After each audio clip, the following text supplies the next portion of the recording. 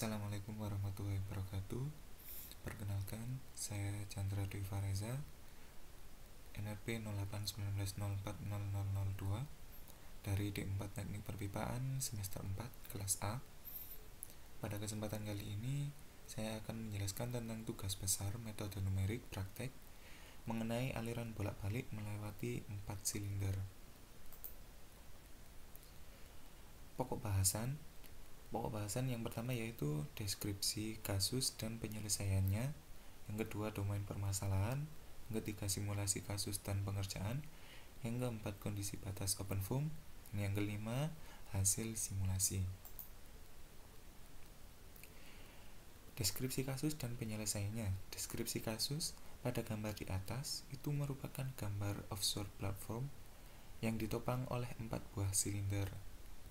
Nah, untuk penyelesaiannya kita akan memodelkan menggunakan beberapa software pada bagian 4 silinder tersebut dan aliran air laut yang mengenai 4 silinder tersebut.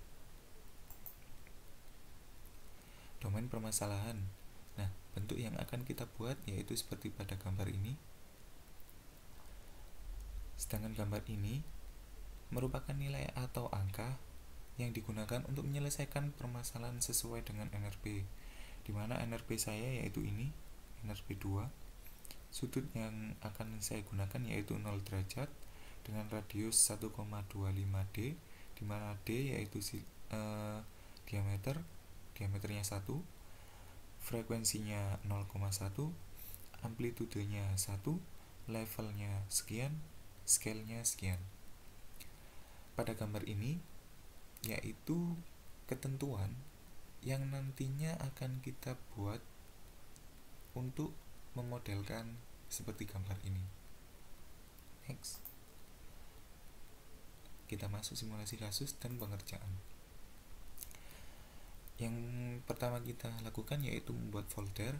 Nah, kita buat folder oscillating flow pas 4 silinder doc ini, atau dapat juga mendownload dari LMS.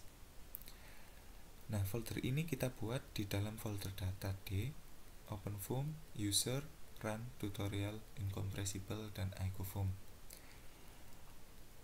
Dalam folder Oscillating Flow pas 4 silinder doc ini terdapat folder-folder yaitu folder 0, Constant, dan juga System. Oke, next.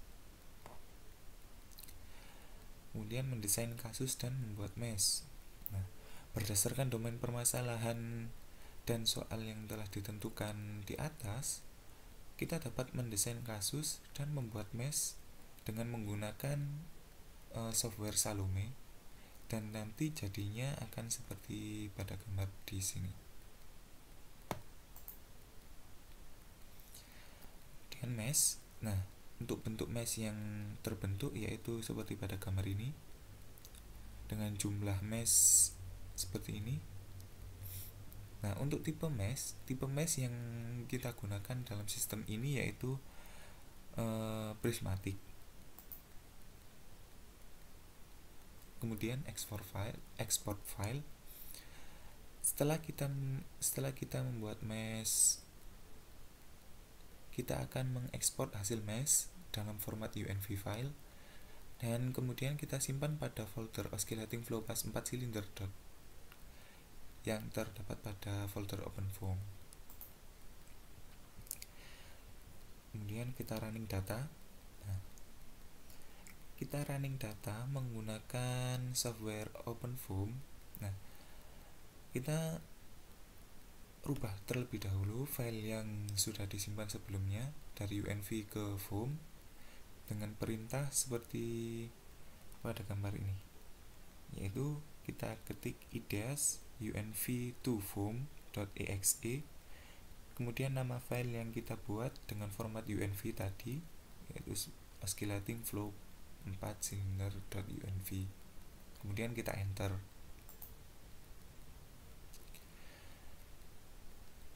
Kondisi batas OpenFOAM. Untuk mengatur kondisi batas pada OpenFOAM diperlukan aplikasi Notepad agar isi di dalam folder dapat disesuaikan dengan kebutuhan dan domain permasalahan atau kasus yang akan diselesaikan. Folder yang perlu kita ubah yaitu folder boundary, folder U, folder B, dan juga folder control tick. 4 folder ini merupakan folder yang terdapat dalam oscillating flow path cylinder dock. Nantinya akan kita temukan folder boundary dan U, P, serta control tick. Nah, untuk folder boundary kita temukan di dalam folder constant, kemudian masuk ke dalam folder polymesh. Nah, untuk folder boundary yang perlu kita ubah yaitu pada bagian depan, belakang, silinder 1, 2, 3, dan 4. Pada bagian depan dan belakang kita ubah menjadi empty, tipenya kita ubah menjadi empty, dan belakang pun tipenya kita ubah menjadi empty. Sedangkan silinder 1, 2, 3, dan 4 kita ubah tipenya menjadi wall. Folder U ini terletak pada folder 0. Nah, untuk folder U kita mengubah nilai frekuensi pada inlet, atas, dan bawah. Frekuensi yang kita ubah yaitu dari 1 menjadi 0,1, dan amplitudo kita ubah menjadi 1. Scale kita ubah sesuai dengan tabel yang ada di atas, serta level kita ubah sesuai dengan tabel yang ada di atas. Kemudian folder B terletak pada folder 0. Nah, pada folder B kita ubah pada bagian depan dan juga belakang. Pada bagian depan dan belakang tipenya kita ubah menjadi empty. Kemudian masuk ke dalam folder control tick. Folder ini terletak pada folder system, dimana bagian folder ini yang nantinya akan kita ubah yaitu pada bagian end time, delta T, serta write interval.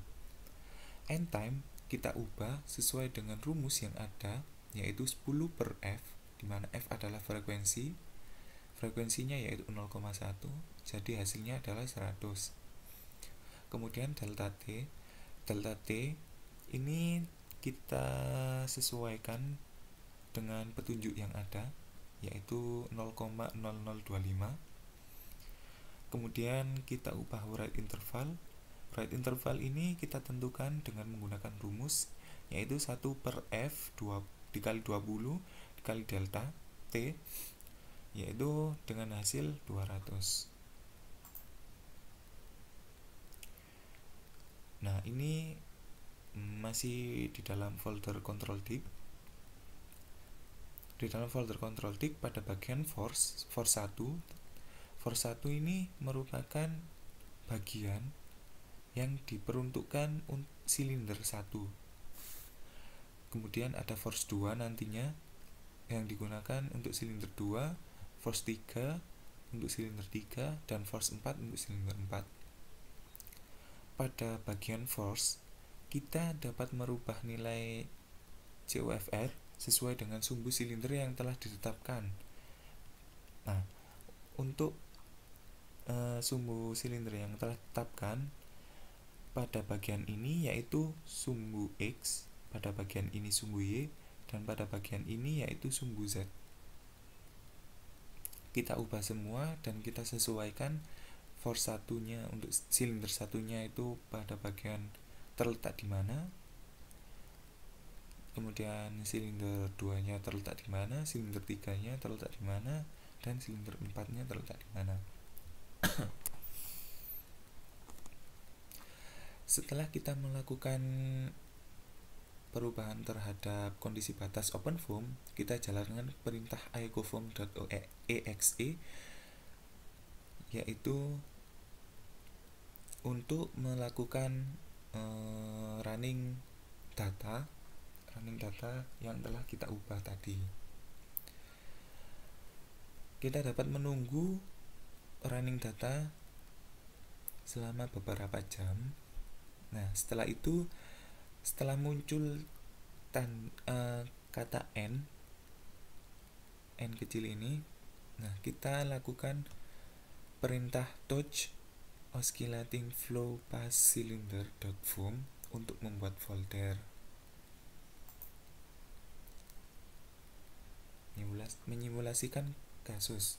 Nah, setelah kita simpan folder dari OpenFOAM, kita buka file yang telah dibuat sebelumnya dengan menggunakan ParaView ini.